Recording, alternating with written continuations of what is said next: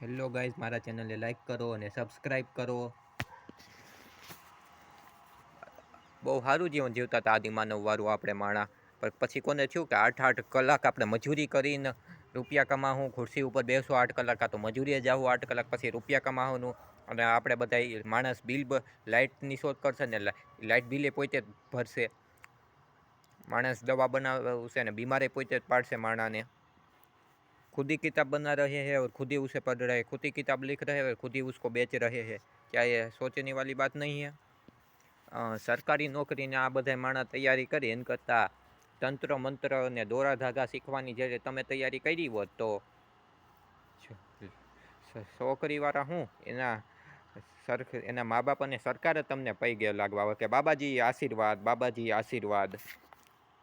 આ ઉત્તરાયણ આવે છે તો એક ભાઈ એક ચકલીને પૂછ્યું કે તમે આ પક્ષી ઉડો ના દોરાથી બીક ન લાગે?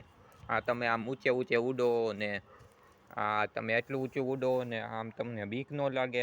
તો ચકલીએ બહુ સરસ જવાબ આપ્યો કે તું તારું કામ કરીને, અમારે બે પાંખું છે, તું તારું ધ્યાન રાખ, દોરામાં આવી જાય, અમે પક્ષી છે, અમારે કાંઈ લેવા દેવા નથી એટલું બધું, તારે આ નોકરી છે, મારે નથી.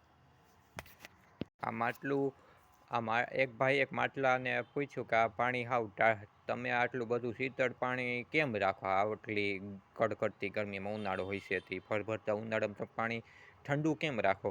તો માટલાએ ખૂબ સરસ જવાબ આપ્યો, સાહેબ લખણ ખોટા તું પાણી પીની.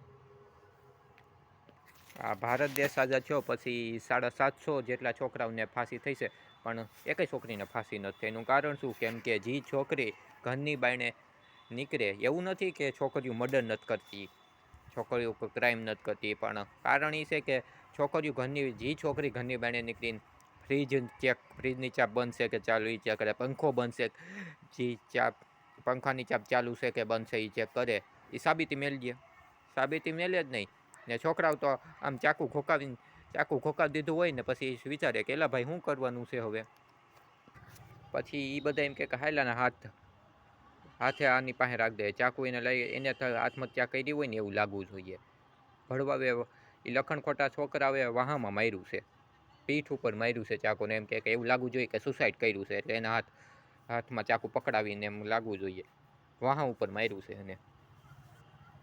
જો તમને મારા વિડીયો અને મારા જોક સારા લાગ્યા હોય તો ચેનલને લાઈક કરો અને સબસ્ક્રાઈબ કરો. મારું નામ છે હસીલ કોટડિયા અને તમે કોલેજ કેટલા વર્ષ ચાલુ રાખી? મેં તો કોલેજ પૂરી કરી લીધી છે.